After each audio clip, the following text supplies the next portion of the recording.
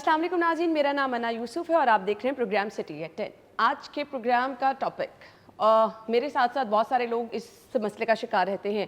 बज़ाहिर सेहतमंद, तंदुरुस्त, वो जो हमारे टर्म यूज़ की जाती है ना, हट्टा कट्टा नज़र आ रहा है। ये तो भाई वो लोग भी एक बहुत अहम और वो जिसे हम कहते हैं ना कि क्रॉनिक मसला भी हो सकता है, उसका शिकार है। अब वो क्या है? हड्डियों में दर्द रहना। बज़ाहिर वो लोग जो कि आपको बड़े हेल्दी नज़र आ रहे होते हैं ना, उनमें भी विटामिन डी की कमी होती है, उनमें भी हड्डियों का जो है ना मसला होता है, उनमें भी जोड़ों का मसला होता है। अब ये हमारे लाइफस्टाइल पे मैटर करता है कि हम किस तरह की ज़िंदगी गुजारे, हम खुराक क्या खा रहे हैं। अगर आपको लग रहा है कि फ़लाँ बंदा तंदुरुस्त है, सेहतमंद दिख रहा है, तो ऐसा बिल्कुल नहीं कि उसकी हड्डियाँ भी मजबूत हैं। हड्डियों की मजबूती हम नॉर्मली बचपन से सुनते हैं कि पाकिस्तान में विटामिन डी की कमी है, हर दूसरा बंदा विटामिन डी की कमी का शिकार है। लेकिन अगर ये मसला स्टार्ट से रहा और आप हर एज में ही विटामिन डी की कमी का शिकार रहे, तो बहुत सारे मसाइल हो सकते हैं। बचपन में विटामिन डी की कमी अगर होती है तो क्या मसला हो सकता है, फिर एडल्ट्स के लिए क्या मसला हो सकता है, और फिर एक स्पेसिफिक एज में जब आप चले जाते हैं तब तो फिर बहुत सारे मसाइल हो जाते हैं।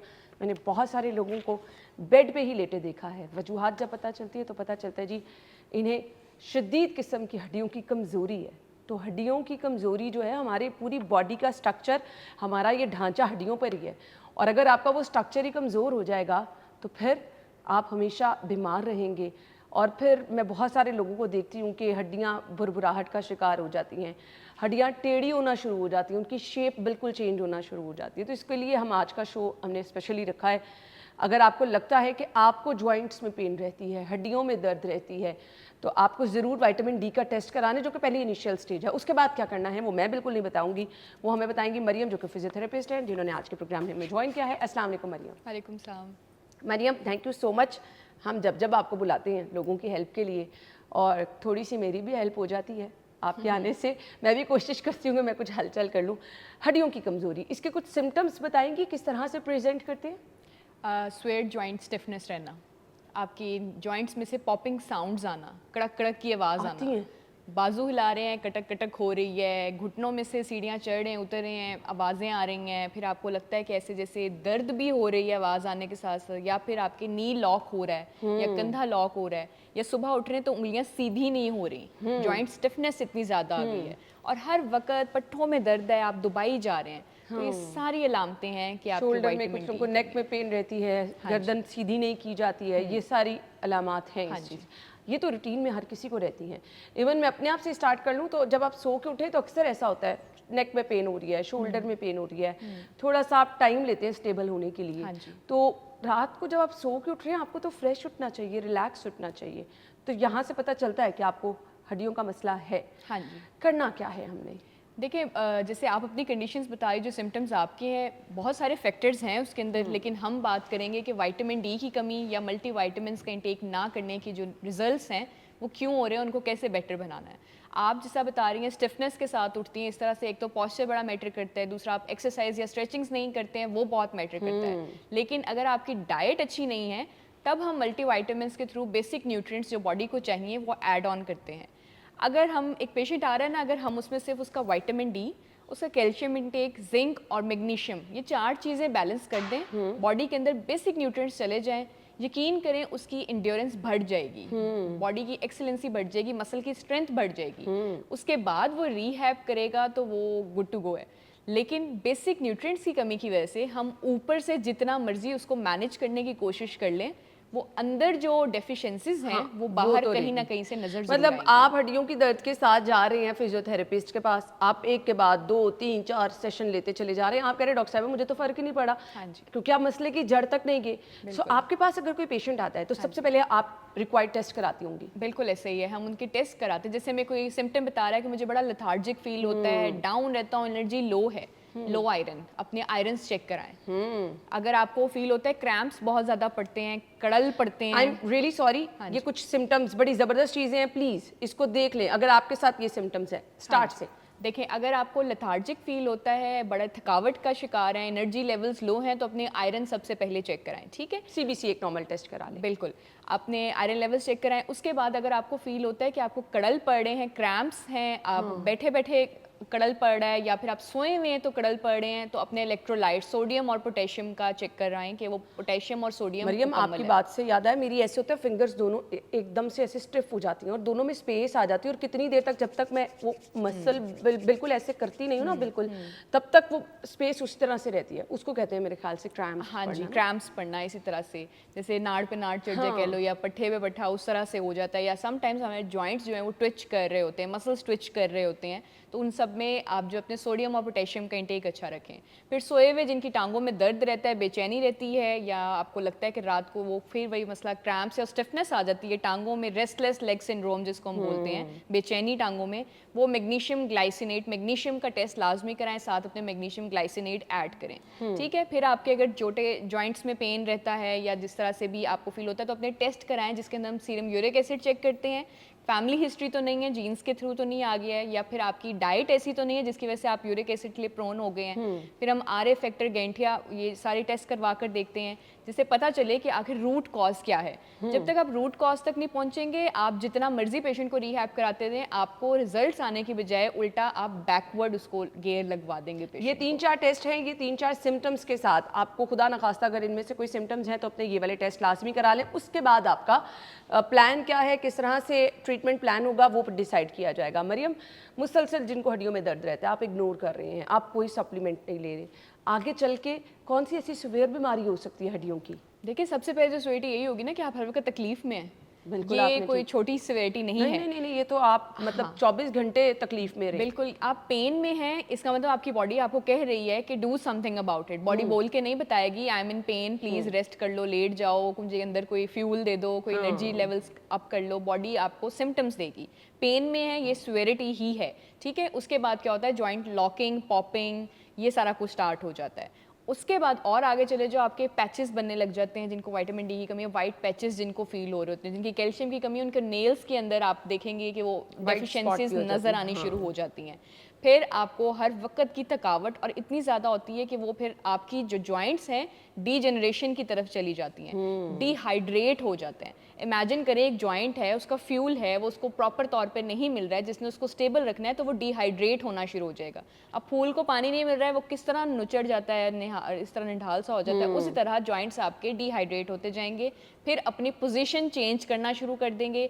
तो जो उंगली सीधी है वो फिर टेढ़ी होती जाएगी, फिर वो टेढ़ी, और इस तरह से हो जाएगा कि आपके पास से ये हो जाएगा। आप सीधा बैठ भी नहीं सकेंगे। दैट्स वाई बहुत अर्ली स्टेजेस पे आप बिल्कुल एबल नहीं होते कि आप आराम से खुद से बेड से भी उठ सकें।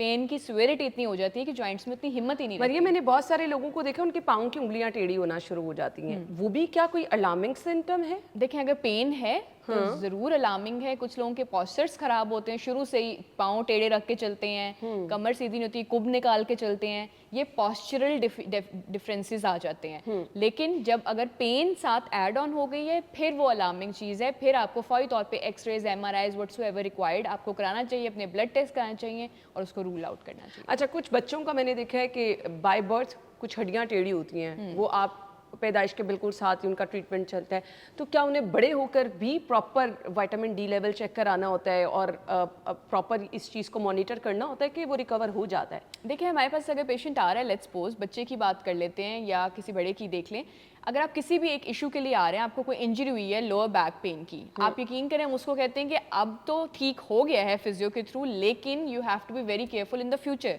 You are very prone. एक दफ़ा वो डिफेक्ट आ गया है तो इंसानी जिस्म है, बॉडी है, केयर नहीं करेंगे तो दोबारा से रिफ्लेक्ट हो सकता है, जरा सी एक हरकत और वो ट्रिगर हो सकता है। तो ये हमेशा की वीकनेस ना रहे, उसके लिए आपको उसका ख्याल रखना पड़ेगा। ऐसा ही कोई बच्चा हमारे पास आया है जिसको पाँव पे वजन नहीं आता, बच्ची मेरे पास एक आती है रिहैब के लिए कि वो अपनी हील पे प्रॉपर वेट नहीं डालती थी जब से वो पैदा हुई है।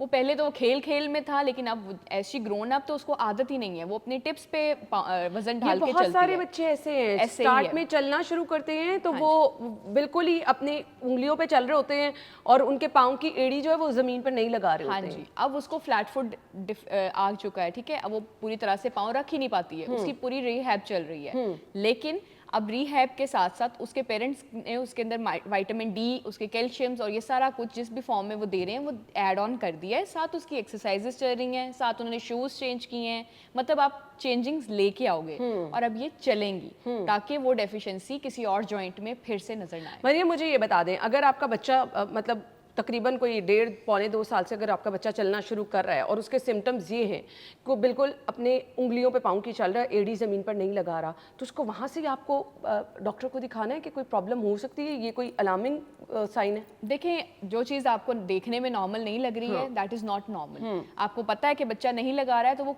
शुरू में उसको वो बच्चों वाली हरकतें समझ के इग्नोर नहीं करें, उसी पे उसको नोटिस लें ताकि आप फ्यूचर डेफिशिएंसी से, डिफॉर्मिटी से बच्चे को बचा सकें। सही। सो अगर आपको ये लगता है कि बच्चा आपका स्टार्ट में चलना जो शुरू कर रहा है, ऑब्वियसली पहले क्रॉलिंग बच्चा करता है, फिर चीज़ें पकड़ के चलना शुरू करता है, क्योंकि मैंने बहुत सारे बच्चों को ऐसे देखा है। तो अगर आप लोग ये चीज़ें ऑब्जर्व करें और इस पर खास नज़र रखें, अगर ऐसा कुछ है तो फौरी तौर पर आपको डॉक्टर से रिजू करना है। मरियम मेरे साथ है, हम गुफ्तगू का सिलसिला आगे बढ़ाएंगे। कुछ हमने पोस्टर डिस्कस करने हैं, हम मोबाइल यूज़ कर रहे हैं, घंटों करते चले जा रहे हैं, हम बैठ के बुक रीडिंग वैसे तो अब कम लोग करते हैं, बट अगर कर रहे हैं तो वो करते चले जा रहे हैं, एक ही पोजीशन में मुसलसल बैठे हैं तो स्टिफनेस हो जाती है। उसके लिए क्या करना है, ब्रेक के बाद आते हैं। स्टे विद अस।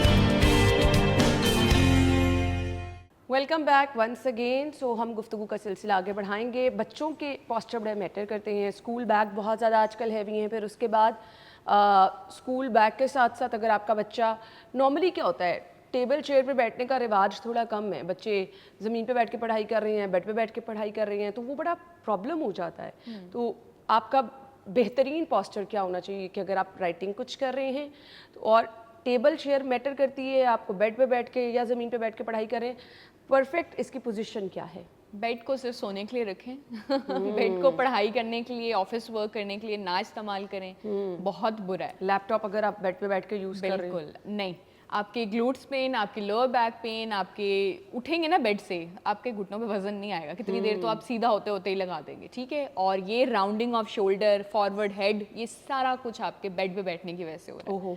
हो। आपको चाहिए कि बच्चों के लिए स्टडी टेबल होनी चाहिए, प्रॉपर एक चेयर होनी चाहिए, उनकी हाइट से मैच करती होनी चाहिए, स्टेयर पे आर्मरेस्ट होना चाहिए, बैक सपोर्ट होनी चाहिए, और जो लैपटॉप या फ़ोन्स आपने यूज़ करने हैं वो आपकी आईलिड के लेवल पे हों, आंखों की ड्राइनेस नहीं होगी, आंखों को खिंचाव नहीं आएगा, आईसाइट वीक नहीं होगी, कमरे की लाइटिंग अच्छी होनी चाहिए, बहुत ज़्यादा डार्क ना हो, बहुत ज़्यादा लाइट ना हो, ये चीज़ें बड़ी मैटर करती हैं। और फिर कोशिश करें जिस रूम में आपने बैठ के पढ़ना है आपके आसपास कोई विंडो होनी चाहिए, आपके रूम में कोई एक आधा ग्रीन प्लांट होना चाहिए।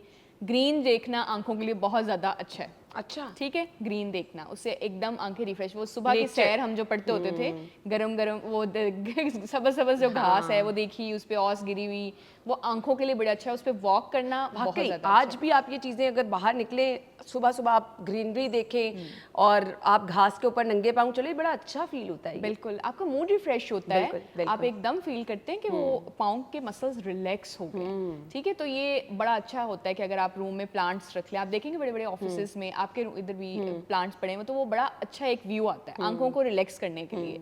फिर हर 20 मिनट्स के बाद एक दफ़ा लैपटॉप या फ़ोन साइड पे रख दें, बुक साइड पे रखें और आंखों की एक्सरसाइज कर ले। कोई पेन पेंसिल लेके ये वाली एक्सरसाइज कर ली, थोड़ी सी फोकस वाली। इससे क्या आंखों के मसल्स रिलैक्स होते हैं। मुसलसल देख देख के किताबें आंखों के आगे अंधेरे आने लग जाते हैं। कुछ लोगों के तो ना लफ्ज़ चल रहे होते हैं आंखों के आगे। बिल्कुल आप सही कह रही हैं। ठीक है, तो वो आंखों की एक्सरसाइज हो जाती है। 20 मिनट्स के बाद नेक की स्ट्रेचिंग्स कर लें, उससे भी बड़ा आपको फर्क पड़ेगा।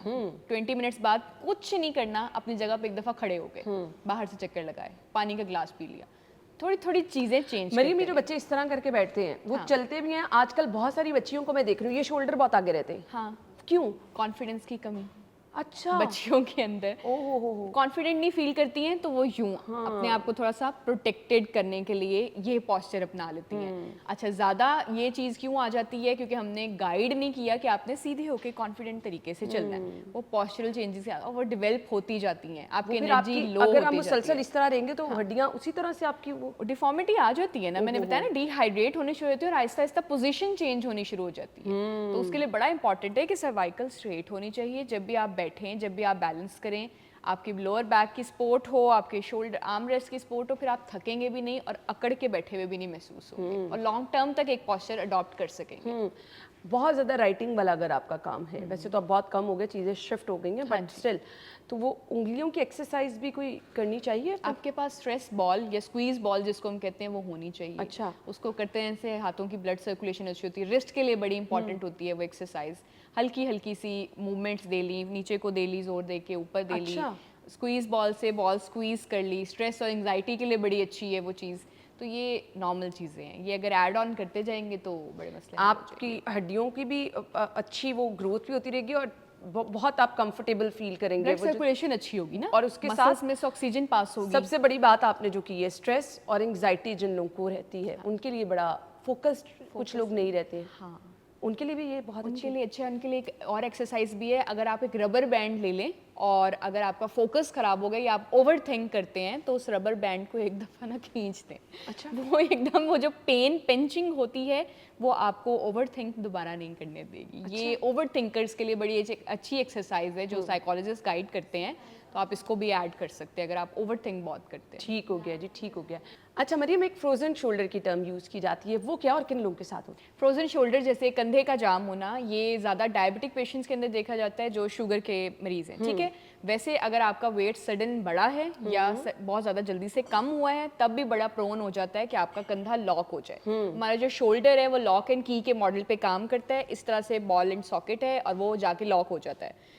लॉक हो जाता है एक्सेसिव अगर आपने बहुत ज़्यादा काम कर लिया है और वो थक गया है, उसके दरमियान का फ्लूइड जो है वो कम हो गया, उसने लॉक कर लिया है, या फिर आपने हिलाया जुलाया ही नहीं है तो फिर वो लॉक हो गया। उसको खोलने का तरीका क्या है कि आपने सिर्फ उसे मूवमेंट देनी है।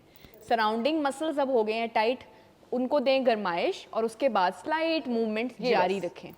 बस ये बस 3 स्टेजेस आती हैं, फ्रीजिंग, फ्रोजन और थ्रॉबिंग स्टेज, ठीक है। उसके अंदर पेन के लेवल्स होते हैं। पहले आपको लाइट पेन से स्टार्ट होता है लेकिन इतना ज़्यादा लॉक नहीं होता। आप फील करते हो कि कंघी करने लगे हो लेकिन एक अजीब पेन ने आपकी मूवमेंट रोक दी है।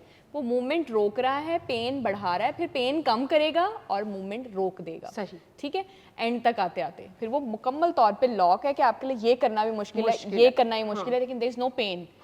उसमें हम फिजियोथेरेपी के थ्रू, एक्सरसाइजेस के थ्रू आपका वो लॉक खोल देते हैं। बिल्कुल सही। अच्छा अब मरियम, कुछ लोगों का ना सोने का पोस्चर भी होता है कि मैं एक पिलो लेके सोती हूँ, उसके नीचे से हाथ निकाल के फिर ऊपर सर रख के और एक ही जगह पे सोई रहती हूँ। सो ये भी क्या स्टिफनेस और आपकी पेन जो शोल्डर में या नेक में हो रही होती है उसकी वजह बनती है? देखिए, आप सोएं जिस तरह भी आप कंफर्टेबल हैं। पिल्लो सॉफ्ट है या पिल्लो हार्ड है, आपको पता है कि आपका पिल्लो हार्ड है और फिर भी आप उस पर लेट रहे हो और आपको पता है कि दर्द होगी, तो आप गलत कर रहे हो। अगर आपका पिल्लो बहुत लाइट सा है, जैसे मेरा पिल्लो बिल्कुल जैसा मर्जी फारिग है, तो फिर भी इसमें कुछ जान है। अच्छा। उसमें नहीं है। अच्छा। तो फिर भी अगर मैंने ना सर के नीचे रख के सो रही हूँ तो मैं सुबह उठी हूँ मेरी गर्दन अकड़ी हुई है। मैंने अगर अपने पिल्लो से अपनी नेक कवर की है, नेक मेरी हैंगिंग में नहीं है, तो यकीन करें मेरे सुबह उठ के कोई दर्द नहीं है। कितने अरसे से मैं दर्द में थी और अच्छा। अब वो चली गई है। मैं ना जानबूझ के ना जब वो पूरी तरह थक के लेटती हूँ तो मुझे कोई होश नहीं होता, लेकिन मैं ना वो फिर खींच के ना उसको यहाँ रखती हूँ लाजमी, कि मेरी नेक हवा में नहीं होनी चाहिए, क्योंकि सुबह उठ के वो जो कंधा खिंचा होगा, शोल्डर्स यूँ टाइट हुए होंगे। यानी आप ये कह रही हैं कि यहाँ तक जो पिल्लो होते हैं और आपकी ये नेक हवा में जा रही होती है, वो पेन करती है आपको? Pillow is suppose to cover your neck. आपकी नेक होल्ड होनी चाहिए। वो पार्ट है आपके सर्वाइकल का, उसने ही आपकी सारी बॉडी को होल्ड किया हुआ है। वो हवा में हैंगिंग नहीं होनी चाहिए, वो सपोर्टेड होनी चाहिए। जब आप ये ऑर्थो वालों के पिल्लोज देखते हैं, मेमोरी पिल्लोज या किस तरह से, वो देखेंगे आप उसकी पोजीशन, वो आपकी नेक होल्ड कर रहे हैं। तो neck holding is very important. Pillow मुंह पे रख के ना सोएं, पिल्लों को साइड पे रख के ना सोएं, पिल्लो को गर्दन के नीचे एटलीस्ट रख के सोएं। 3-4 किस्म की आजकल मार्केट पे पिलो अवेलेबल है। जिन्होंने मुसलसल बैठना होता है उनके लिए भी जरूरी है। हाँ जी। और जिनकी लंबर स्पाइन के लिए बड़ा इंपॉर्टेंट है कि जिन्हें ज्यादा देर बैठना है, ये बैक अच्छा, ये जिनको कोई पेन नहीं है उनके लिए भी बहुत जरूरी है। देखिए, अगर एडिशनल चीज़ें कर लेंगे तो आप फ्यूचर की पेन्स को अवॉइड कर सकते हैं। जैसे मैं पहले से प्रिकॉशन ले लेती हूँ ताकि मुझे मसला ना हो। मुझे पता है मुझे फ्लैट्स और हील्स नहीं सूट करते, मैं पहनती ही नहीं हूँ। मेरी पूरी कोशिश होती है कहीं इवेंट पे भी जाना तो बंद जूता ही, मेरी मम्मा बहुत तंग है इस चीज़ से, ठीक है। वो मुझे और लेने भी नहीं देती, लेकिन मैंने बंद ही पहन के जाना है। तो कितने अर्से बाद मैंने फ्लैट पहना है तो मैं पाँव सारा दिन दुखता रहा है, तो मैं पहले प्रिकॉशन लेके रखती हूँ कि मैं अफोर्ड नहीं कर सकती पेन में जाना। मेरी कमर में दर्द है, मुझे पता है मैंने कुशन रखना ही रखना है। मुझे अगर ग्लूट्स में पेन है, ज़्यादा ड्राइविंग है मेरी, तो मैं मैं सॉफ्ट कुशन गाड़ी में रख के ही बैठती हूँ, ठीक है। मेरी आर्म रेस्ट बहुत ज़्यादा इंपॉर्टेंट है। मेरी टांगों में बेचैनी शुरू हो जाए, मैं स्ट्रेट एलिवेशन कर लेती हूँ, बैठे बैठे ही कर लूँगी, बेशक अपने टेबल पे बैठे बैठे पाँव नीचे रख के बैठ गई थोड़ी देर। चलिए, ये लाजमी सबको करना चाहिए। च्युइंगम कुछ लोग बहुत खाते हैं और कहते हैं इसका बहुत फ़ायदा है, क्या फ़ायदा है? देखिए, डेंटिस्ट के पास जाएंगे तो वो कहेगा कि ज़्यादा शुगर रश है, वो आपके जॉ के लिए जो मसल्स हैं उनको वीक कर रहा है, आपके लिए अच्छा नहीं है, कैल्शियम कम करता है, ये वो। हम कहते हैं कि ये बड़ी अच्छी एक्सरसाइज है आपके जॉ मसल्स के लिए, ठीक है। आपके TMG लॉक जिनका हो जाता है, जॉ लॉक हो जाता है या जॉ में से पॉपिंग साउंड्स आती हैं, उनके लिए बड़ा अच्छा है। ये जो इनको बेल्स पाल्सी लकवा हो जाता है, वो एक साइड पे च्युइंगम चुबाएं, मसल्स की बहुत अच्छी एक्सरसाइज हो जाती है। तो हमारे लिए तो वो रिकमेंड किया जाता है मुख्तलिफ सूरतों में, लेकिन रेंडमली जिनको आदत है बहुत ज़्यादा हर वक्त खाने की, वो फिर उनके लिए दांतों के लिए अच्छा नहीं है। कुछ लोग कहते हैं डबल चिन के लिए बड़ी इफेक्टिव है च्युइंगम, जो आप एक्सरसाइज कर रहे होते हैं। ये सारी एक्सरसाइज हो जाती है, वही मैं बता रही हूँ, मसल्स टाइट होते हैं च्युइंगम चुबाने से। तो ये कभी कभी हो रहा है तो ठीक है, बहुत ज़्यादा जो है ना वो शुगर स्पाइक अच्छा नहीं है इतना। ठीक हो गया जी। यानी वो लोग जो कि एक्सरसाइज के पॉइंट ऑफ व्यू से जिनको लगता है इनके जो लॉक हो रहे हैं, अच्छा प्रॉपर, कुछ लोग कहते हैं हम ऐसे मुंह खोलते हैं तो आवाज आती है, कटक है पॉप, ना? एक पॉप आती है, यस। तो TMJ लॉक हो जाता है। कुछ लोग फिर उसके लिए डेंटिस्ट के पास जा रहे होते हैं, लेकिन पता चलता है कि वो जॉइंट लॉक हो गया है। तो उसके लिए अगर आप ये फील करें, आपका जो कुशन सा पैड सा बना हुआ है, इसको अंदर को प्रेस करें, ये ये जो पैडेड सा है, ठीक है, और इसको हल्के हाथ से मसाज दें जिनका जॉ लॉक हो जाता है। तो ये बड़ी अच्छी एक एक्सरसाइज है, ठीक है। फिर जिनका जॉ लॉक हो जाता है, इसको यहाँ से होल्ड करें और हल्का सा मुंह खोलें, ये सामने देख के करके दिखा देंगे, ये ताकि देखें, focus यहाँ हो से लॉक किया इसको आपने, जॉ पकड़ लिया अच्छी तरह से, और उसके बाद माउथ ड्रॉप करना है। ये और इसको आपको आप जोर फील से होगा, प्रेस कर रही हैं। मैं इसको होल्ड किया हुआ है, अच्छा। मैंने नीचे लूज कर ठीक दिया है। है और इसको मैंने सारा होल्ड किया है। ठीक आपको है, फील होता है, पूरा जॉ आपका मूवमेंट होती हुई आपको फील होती है। फिर इसी तरह से होल्ड करके तो जुबान से ऊपर की तरफ प्रेशर दें, ये भी एक हिस्सा। फिर च्युइंगम चुबाएं, फिर स्ट्रॉ से पानी पिएं, हार्ड सॉलिड डाइट ना लें, सॉफ्ट डाइट लें।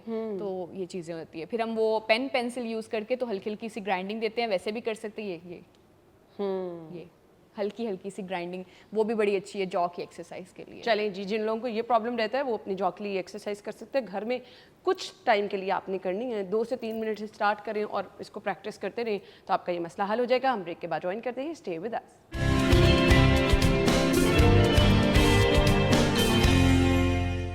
Welcome back once again. Studio से जिम में आ चुके हैं हम, और क्योंकि वो लोग जो कि शिकायत ये कर रहे थे हड्डियों में दर्द रहता है, और हड्डियों में दर्द के साथ साथ उनको ये प्रॉब्लम रहता है कि अच्छा जिम कर रहे होते हैं, उससे कुछ बेहतरी होनी चाहिए, बट उनको क्या होता है, नीज में पेन होना शुरू हो जाती है, बैक में पेन होना शुरू हो जाती है। तो आज हम कुछ छोटी छोटी चीज़ें आपके साथ डिस्कस करेंगे। साइकिलिंग की तरफ आ रहे हैं। मरियम, हम क्या गलती कर रहे होते हैं कि लोग कहते हैं हमारे नीज में पेन होना शुरू हो गई है, साइकिलिंग कर रहे हैं, नीज में पेन होना शुरू हो गई, बैक में पेन होना शुरू हो गई, तो क्या टाइमिंग हमारी ऐसी होती है, पोस्चर ऐसा होता है कि कुछ प्रॉब्लम हुई होती है? देखिए, साइकिलिंग जो है, सबसे पहले मैं बता दूं, लो वेट बेयरिंग एक्टिविटी है और आपके नी घुटनों के लिए बेहतरीन एक्सरसाइज है। अच्छा। नी आर्थराइटिस से प्रिवेंट करता है, नी लॉकिंग से प्रिवेंट करता है, नी की इंड्योरेंस और स्ट्रेंथ को मेंटेन रखता है। ओके। अब करेक्ट पोस्चर किसी भी एक्सरसाइज के लिए बड़ा इंपॉर्टेंट है। जिम की कोई भी मोडेलिटी आप यूज़ कर रहे हो, सबसे पहले तो प्री वर्कआउट बहुत ज़्यादा इंपॉर्टेंट होता है। वार्म अप करो बॉडी को, जिसके अंदर आप straight leg raises, ankle pumps बड़ी दफ़ा बता चुके हैं, ठीक है। उसके अलावा लेट्स सपोज अगर मैं साइकिलिंग ट्राई कर रही हूँ, मुझे अपनी नी की स्टेबिलिटी बढ़ानी है, मेरी बैक स्ट्रेट होनी चाहिए, इंक्लाइंड होनी चाहिए, रेक्ट होनी चाहिए, लाइक दिस, ठीक है। उसके बाद मेरी पोजीशन बहुत इंपॉर्टेंट है, मैं स्टेबल हूँ कि नहीं हूँ। दिस, इसके पास एक अच्छा आर्म रेस्ट है, मैंने उसको होल्ड कर लिया है, एंड नाउ हल्के हल्के से स्टार्ट लें। मैंने सिर्फ एक ऐसी एक्टिविटी करनी है जिससे मेरी कार्डियोवेस्कुलर इंड्योरेंस बढ़े, मेरी पैल्पिटेशंस तेज हो और मेरी स्वेटिंग हो। अब साइकिलिंग जो है आपकी लोअर बॉडी के लिए बहुत ज़्यादा अच्छी है, आपकी एब्स, आपकी कोर स्ट्रेंथनिंग के लिए बहुत ज़्यादा अच्छी है, आपकी बैक की स्टेबिलिटी के लिए बहुत ज़्यादा अच्छी है। फ़ायदा आपको उस एक्सरसाइज का, उस मोडेलिटी का होगा जिसमें आपकी पैल्पिटेशंस तेज हो, जिसमें आप स्वेटिंग हो और जिससे आपका पोस्चर मेंटेन रहे। तो साइकिलिंग जो है नी वालों के लिए बहुत अच्छी है। अगर आप मुझे देख रहे हैं तो आप अपनी साइकिलिंग को एक लो वेट बेयरिंग एक्टिविटी को एक क्वेश्चन, जिन लोगों को नी पेन है हाँ जी। उनको भी करनी चाहिए? देखिए नी पेन वालों को तो हम रिकमेंड नहीं करेंगे ना, वो पहले अपने फिजियो को विजिट करें, देखें क्या इशू है, नी के मसल्स टाइट हैं या नी के लिए आपका नी जॉइंट लॉक हो रहा है। अगर तो नी जॉइंट लॉक हो रहा है तो फिर आप साइकिलिंग फौरी तौर पे ना करें। अगर आपको फील हो रहा है कि वो लॉक हो चुका है तो अपने फिजियोथेरेपिस्ट को विजिट करें। ठीक है। लेकिन अपनी नी की स्टेबिलिटी के लिए, अपनी कार्डियोवेस्कुलर हेल्थ के लिए और अपने लोअर लिम्ब की के लिए, देखिए आप ग्लूट्स को कम कर सकते हो इससे, आप अपने काफ मसल्स को कम कर सकते हो जिनका वेट ज़्यादा है, जिनका लोअर बॉडी में ज़्यादा रहता है, तो उनके लिए साइकिलिंग एक बेहतरीन एक्सरसाइज है। जिनकी ये लेग्स और थाइज, हाँ जी, ये ज्यादा है, बिल्कुल, उनके लिए बिल्कुल, बेस्ट बिल्कुल, है। बिल्कुल। ठीक है। और मुझे ये बता दें, कुछ लोग कहते हैं लेग्स यहाँ से बहुत हैवी हैं, मोटी हैं, उनके लिए भी रिकमेंडेड? देखिए साइकिलिंग एक लो वेट बेयरिंग एक्टिविटी है और बड़ी अच्छी है आपकी लोअर लिम्ब की स्टेबिलिटी के लिए। अब आपका फैट बर्न होता है, जितना ज़्यादा स्वेट करते हो कैलोरी काउंट होता है, कैलोरीज बर्न होती हैं और आपको ये बड़ा फ़ायदा देता है। बेस्ट टाइमिंग कितनी देर के लिए करनी है आपको? देखें बिगनर्स हैं तो आप उतने टाइम से स्टार्ट करें जिसमें आपको लगे कि आप थक नहीं रहे हैं। जैसे मैंने कितने टाइम से नहीं किया होगा तो मैं 5 मिनट करूँगी तो मुझे फील होगा कि अब ये पेन में जा रहा है। पेन में ना जाए उसके लिए बड़ा इंपॉर्टेंट है कि आप प्री वर्कआउट कर लिया करें, वार्म अप लाजमी कर लें, जिसके अंदर मैंने आपको बताया straight leg raises, ankle pumps आ जाते हैं, और उसके बाद आप साइकिलिंग को ऐड करें। लेकिन टाइमिंग्स आपके बिगनर के लिए 5 to 6 मिनट्स हों, फिर आप ऐड ऑन करते जाएं। बहुत ज़्यादा से बेहतर है बेहतर किया जाए, थोड़ा करें। और अभी आप बड़ा स्लो कर रही हैं, कुछ को मैंने थोड़ा धड़ ये वो देखिए जैसे जैसे आप ट्रेन होते जाते हैं, जैसे जैसे आपकी स्टेबिलिटी बढ़ती जाती है, आप उसी तरह से करें। लेकिन ये एक लो वेट है तो इसलिए आपके नीज पे वेट नहीं आना चाहिए, आपकी बैक स्ट्रेट होनी चाहिए, आपके कंधे थक, मैं किसी भी तरह से मैं इस टाइम पे थक नहीं रही हूँ। थकावट मुझे तभी होगी जब मेरे मसल्स कहेंगे कि नाउ इट्स डन, तो अब आप रेस्ट पे चले जाओ। थकाना नहीं है, सिर्फ एक एक्टिविटी। इन केस मतलब प्रॉपर मैं देख रही हूँ ना, आपका ये घुटना जो है प्रॉपर मूव हो रहा है, यूं तो अगर आपको आवाज आ रही है घुटने में से या आपको ऐसे फील हो रहा है कि पेन हो रही है, स्टॉप हो जाना चाहिए। देखिए अगर आपको लगे कि यहाँ पे नी रिस्ट्रिक्ट हो रहा है कि पेन आने लग गया है, रुक जाएं, उतर जाएं, वॉक कर लें, फिर दोबारा से उसको कंटिन्यू कर लें। लेकिन बिगनर्स हैं तो वही ना स्लो पेस से स्टार्ट करें, स्लो एक्टिविटी रखें। मैं काफ़ी दिनों बाद कर रही हूँ, इसलिए बहुत स्लो कर रही हूँ, रिलैक्स होकर कर रही हूँ, बैक भी नहीं थक रही, कुछ नहीं, स्टेबिलिटी है। उसी तरह से स्टेबिलिटी का ख्याल रखना बहुत ज़्यादा इंपॉर्टेंट है कोई भी एक्सरसाइज करने से। जिन लोगों को नी पेन है उनको अब फिजियोथेरेपिस्ट या फिर डॉक्टर की रिकमेंडेशन के बाद, हाँ जी, जिनको नी पेन रहता है, नी लॉक रहता है, नी में से आवाज़ें आती हैं, वो आफ्टर रिकमेंडेशन देख लें कि उनके नी में इतनी स्ट्रेंथ है कि वो इस एक्टिविटी को कर सकें, फिर साइकिलिंग ऐड करें। लेकिन जैसे आप हैं या मैं हूँ तो हमें डेली बेसिस पे करनी चाहिए। ये आपके लिए कार्डियोवेस्कुलर के लिए बड़ी अच्छी है, लोअर लिम्ब का वेट मेंटेन रखेगी और नी की स्टेबिलिटी के लिए बड़ी अच्छी है। अच्छा अब इसके लिए कुछ लोग करते हैं जी, अच्छा खासा खाना खा लिया, नाश्ता हैवी सा कर लिया, आप जिम पहुंच गए, तो ये प्रैक्टिस कैसी? नहीं देखें, जिम आपने करना है जब आपने खाना नहीं खाया हुआ है, आपके अंदर शुगर रश नहीं है, आपकी बॉडी बिल्कुल नॉर्मल है,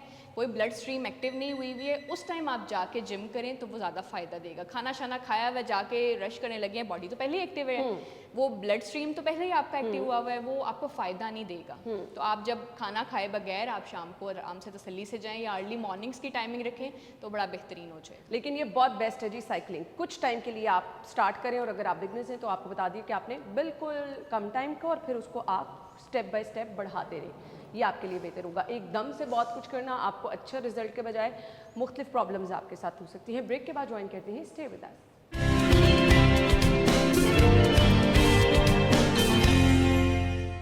वेलकम बैक वंस अगेन। हम आपको दोबारा से ज्वाइन कर चुके हैं और मरियम ने मुझे बताया कि ये एक्सरसाइज अगर मैं करूँगी तो मेरे लिए बहुत बेस्ट है। क्या होगा मरियम इससे? देखिए मैं इस टाइम इसको रोल कर रही हूँ, या आप शोल्डर्स के नीचे भी रख सकते हैं, यस। अच्छा। और मैंने काफ्स के नीचे रखे हुए हैं। इससे क्या होगा, जिनको टांगों की बेचैनी रहती है, जिनके टांगों के पट्टे जो है वो खिंचे खिंचे से रहते हैं, स्टिफनेस बहुत रहती है, ब्लड सर्कुलेशन रात को एकदम, कुछ लोग कहते हैं हमें नींद ही नहीं आ रही, लेग्स में इतनी पेन है, नींद नहीं आ रही है, तो आप इसे क्या कर सकते हो, मैं इसको रोल कर रही हूँ और इससे ब्लड सर्कुलेशन तेज होती है। कुछ लोग क्या करते हैं, इसी तरह से इसको रखें, टांगे थोड़ी सी ऊंची करें और ऊंची करके सो भी सकते हैं, उससे क्या होगा, टांगों की बेचैनी चली जाएगी। अच्छा। ठीक है। अब जैसे मैं इसको करके तो मैं ये एंकल पंप्स भी कर रही हूँ, आप भी करके देखेंगे, एकदम आपको लगता है टांगों से प्रेशर खत्म हो गया है। बिल्कुल ऐसे, बिल्कुल, ये जहाँ से देखिए मसल्स रिलैक्स हो जाते हैं, बिल्कुल मसल्स, ये एंकल पंप्स हैं। प्लांटर फ्लेक्शन और डॉर्सी फ्लेक्शन आप इसको ऐड कर सकते हैं। अगर मैं इसका इस्तेमाल वैसे ही ना करूं और मैं आपको दिखाऊं कि ये मैंने स्ट्रेट लेग रेस की है, जितनी मेरी टांग आसानी से उठाई जाएगी। ये मेरे जिनको सोने में मसला होता है उनके लिए बहुत ज़्यादा अच्छी है। जिनको अगर वो नींद नहीं आ रही नहीं होती। आती, वो अगर ओके। सोने से पहले एक दफ़ा टांग सीधी ऊंची ऊपर को उठाएं, फिर टांग को अपने चेस्ट के साथ लगाएं, तो ये उनके लिए बड़ी ज़्यादा इंपॉर्टेंट है कि उनको नींद के मसले हल हो जाएंगे। या फिर बैक की स्टेबिलिटी के लिए अगर आप देख लें कि आप इनको होल्ड करने की कोशिश करें, पट्टे खींचेंगे। अब देखिए टाइट हैमस्ट्रिंग्स हैं, हाँ। तो वो नहीं हाथ लग रहा। नहीं लग तो रहा। टाइट हैमस्ट्रिंग्स को लूज करने का क्या तरीका है कि अगर मैं अपनी टांगों को यहाँ से ग्रिप दूं, अच्छी तरह से अपनी बैक को स्ट्रेट रखूं और इसको स्लाइड करूं, मुझे बहुत मुश्किल ज़्यादा खिंचाव फील हो रहा है, बहुत मुश्किल लेकिन है। ये देखें फर्क पड़ा है, एकदम मसल खुला है। तो जिनके टाइट हैमस्ट्रिंग्स होते हैं वो वाली स्ट्रेचिंग्स कर सकते हैं। ठीक है। इस तरह से 2-3 चीज़ें ऐड करने से फ़र्क पड़ता है। जिन लोगों को बैक पेन है वो नहीं ये कर सकते हैं। बैक पेन है वो नहीं कर सकते हैं, उसके लिए पहले वो कोर स्ट्रेंथनिंग करेंगे। जैसे कि आपने अपनी टांगों पे वजन डाल दिया, सारी टांगें इकट्ठी कर ली हैं, अपने बाजू नीचे रख लें या फिर एल्बो से वेट डालें। सही प्रैक्टिस तो ये कि आप बाजू नीचे रखें और हल्की सी बैक लिफ्ट करें। बैक लिफ्ट करने से आपकी कोर स्ट्रेंथनिंग होगी, आपके बैक के मसल्स रिलैक्स होंगे, आपके ग्लूट्स टाइट होंगे। फिर उसके अलावा अगर आप हील्स पे वेट डाल के बैक लिफ्ट करेंगे तो वो आपकी हील्स के लिए बड़ा अच्छा है, घुटनों के लिए बड़ा अच्छा है, आपके ग्लूट्स और आपकी बैक की स्टेबिलिटी के लिए बहुत ज़्यादा अच्छा है। अच्छा, तो आपने अब ये जो स्टे किया है, हाँ जी। कितनी देर के लिए करना है? कुछ ये सेकंड्स 5 सेकंड के लिए होल्ड करें, 10 रेपिटेशंस में सो करें, दिन में 3 सेट्स करें और कुछ सेकंड्स के लिए होल्ड करें। तो बैक के लिए बेहतरीन एक्सरसाइज है जिसको हम ब्रिजिंग कहते हैं। और फिर हील ब्रिज किया है दूसरा मैंने, तो ये आपके नी के लिए, हील्स के लिए, ग्लूट्स के लिए, बैक की स्टेबिलिटी के लिए बड़ी इंपॉर्टेंट है। ओके मरियम, कुछ लोग कहते हैं पाँव बहुत सो जाते हैं और समटाइम तो पूरी टांग सो जाती है, क्या करना उनको? ठीक है, जिनके पाँव सो रहे हैं, टांगें सो रही ज़्यादा देर बैठने की वजह से, या फिर टांगों में कड़ल पड़ रहे हैं। हाँ। मेरे कड़ल पड़ा है फौरी तौर पे। अब बजाय उसको बैठ के मैं मलूं, मैंने क्या किया है, मैंने सारा वजन दीवार पे ढाल दिया है, ये अच्छा। पूरी तरह से। ओके। ठीक है, दीवार पे ढालने से सारा वजन आपकी टांगों पे आ गया है और एकदम वो मसल क्रैम्प ठीक होगा। फौरी तौर पे किसी भी ऑब्जेक्ट को ले लें, अपने कमरे की दीवार के पास है, दरवाजे के पास, और उसको जोर से पुश करें, टांगों पे वजन डाल दें। इवन आपके पाँव में भी अगर हो रहा है, टांग में भी हो रहा है, आपने पूरा वजन दीवार पे डाल हाँ, तो उससे क्या होता है, मसल क्रैम्प चले जाएंगे, पाँव की उंगलियां सुन्न हो रही हैं, टांगे सुन्न हो रही, ठीक हो सही। जाएंगे। फौरी तौर पर वजन ढालें, वजन ढालने से ये चीज़ें बेहतर हो जाती हैं। सही। और अगर आपको ये फील हो रहा है कि आपके घुटने जो हैं उनमें आपको सम टाइम कहते हैं ना कि सीढ़ियाँ चढ़ रहे हैं तो आवाज़ आ रही है, वो जो आपने कहा कि प्रॉपर आवाज़ आ रही होती है, कुछ एक्सरसाइज के हम होल्ड करें अपने घुटने को या कुछ? उसके लिए क्या किया जाता है, अगर मैं फिर से बैठ के आपको बता दूं, ये मैंने घुटनों के दरमियान में सॉफ्ट कुशन रख ले, पिलो रख ले, मैंने अपनी फिस्ट रख ली है और मैंने इसको ज़ोर से प्रेस किया है, फिस्ट रख के ज़ोर से प्रेस किया है। ठीक है, ये मेरे घुटनों के लिए बहुत अच्छा है कि अगर मेरे घुटनों में से पॉपिंग साउंड्स आती हैं, घुटनों में दर्द होता है, तो ये एक्सरसाइज की जा सकती है। ठीक है। और फिस्ट बना के रखनी है, बहुत आसान है। अब इसके लिए तो कोई मेरा नहीं इसके लिए ख्याल कोई कि हार्ड एंड फास्ट रूल नहीं है। फिजियोथेरेपी बहुत आसान है अगर सही से प्रैक्टिस की जाए। अगर सही से प्रैक्टिस की जाए और इसके लिए अच्छा कोई आपको प्रॉपर गाइड करने वाला भी होना चाहिए। हाँ जी। अच्छा, ये जो यूट्यूब और डिफरेंट सोशल मीडिया से आप देख के चीज़ें कर रहे होते हैं, मुझे लगता है कि प्रॉपर जब तक आपको गाइडेंस नहीं मिलती ना, बिल्कुल, वो तब तक आप प्रॉपर वो कर नहीं देखिए ये एक्सरसाइजेस बताने का मकसद ये है कि पता चले कि होता क्या है, लेकिन वन साइज फिट ऑल नहीं होता। हर बंदा हर एक्सरसाइज नहीं कर सकता। उसके लिए आप विजिट करते हैं, हर बंदे का एक इंडिविजुअल प्लान बनता है, किसने कितने एंगल पे कितने रेप्स में करना है कि नहीं करना। तो हर एक्सरसाइज देख के आप फॉलो नहीं करें। सही। अब कुछ लोग हैं वो कहते हैं कि जी हमने अच्छी खासी एक्सरसाइज स्टार्ट की, उससे पहले कोई शोल्डर में पेन नहीं थी, अब उसके shoulder बाद में हो pain। गई है। हाँ। तो हो सकता है शोल्डर की कोई क्रॉनिक इंजरी हो, कोई ट्रॉमा हो, वीकनेस हो, मसल या टेंडन की इंजरी हो, आपको नहीं पता, आपने देखा देखी कर दी और वो ट्रिगर हो गई। तो हर चीज़ नहीं आप कर सकते, हर चीज़ हर के लिए नहीं है। सही। वेट जिन लोगों का ज़्यादा, उनको तो बहुत ज़्यादा कॉन्शियस रहना होता होगा, उनको कॉन्शियस चीज़ें नहीं वो कर सकते ना। देखिए वो करें जो उनके फैट बर्न की तरफ आएँ। एक्सरसाइज वही बेहतरीन है जिससे पैल्पिटेशंस हो रही हैं, जिससे स्वेटिंग हो रही है, वही कैलोरी बर्न करने में हेल्प करेगी, हर एक्सरसाइज नहीं करेगी। तो जिनका वेट ज़्यादा है उनको हर एक्सरसाइज में ये चीज़ रखनी चाहिए कि इससे पैल्पिटेशंस और स्वेटिंग हो रही है कि नहीं, दिल की धड़कन तेज़ और पसीना ज़्यादा है, तभी वो फ़ायदेमंद है। चलें जी, ये चीज़ें आपके साथ क्यों हम शेयर करते हैं, ताकि आप अपने प्रॉब्लम्स को रिलेट करें और प्रॉपर गाइडेंस की बात करें ज़रूर, क्योंकि हम आपको बताते हैं कि ये चीज़ें अगर आपके साथ हो रही हैं तो ये कोई अलार्मिंग साइन हो सकता है, इसको आपने इग्नोर बिल्कुल नहीं करना। ज़रूर किसी भी अच्छे फिजियोथेरेपिस्ट के पास जाएं, जैसे कि हमने स्टार्ट में प्रोग्राम के कहा कि एक प्रॉपर आपके पहले कुछ टेस्ट होते हैं वो कराने होते हैं ताकि इशू पता चल जाए। ये नहीं कि जी आप फिजियोथेरेपी करते जा रहे हैं और प्रॉब्लम आपका क्या है वो पता ही नहीं चल रहा। उसके बाद कुछ मल्टीविटामिन ऐड की जाती हैं ताकि आपका वो प्रॉब्लम भी जो है अगर कहीं से वीकनेस है वो भी प्रॉपर हो सके, कवर हो सके। बाकी आप ये रूटीन में करते रहेंगे तो चाहे नी पेन है, बैक पेन है, फ्रोजन शोल्डर है, ये रूटीन की चीज़ें हैं। और एक बहुत आम मसला जो मैं बहुत सारी खवातीन के हमें मैसेजेस आ रहे थे लेग्स में पेन रहने का, तो मरियम वो बहुत आसान सी एक्सरसाइज आपने बता दी है। रात सोने से पहले रूटीन में प्रैक्टिस करना शुरू कर दें तो इंशाल्लाह आप देखेंगे बहुत सारे मसले हल होना शुरू हो जाएंगे। Thank you so much, Thank you. बहुत बहुत शुक्रिया आपके टाइम के लिए। नाज़रीन हमें इजाज़त दीजिए, अल्लाह हाफ़िज़।